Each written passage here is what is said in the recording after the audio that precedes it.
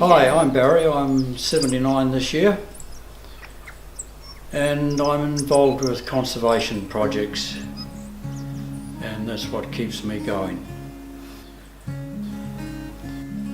I got dragged into this very voluntarily and easily from ex-doc staff that are currently working for the Forest Bridge Trust on the school's Catch It program, and it seemed such a good idea. I thought, yes, I'm in.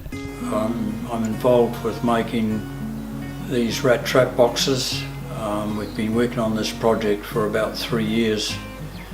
I've made about 500 or 600 for the Rodney area, and currently this year I'm working on 300 boxes to go to Walkwith Primary for years 5 and 6 kids.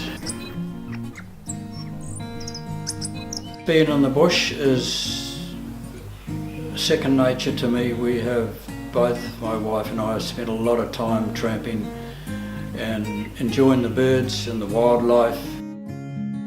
This is the other end.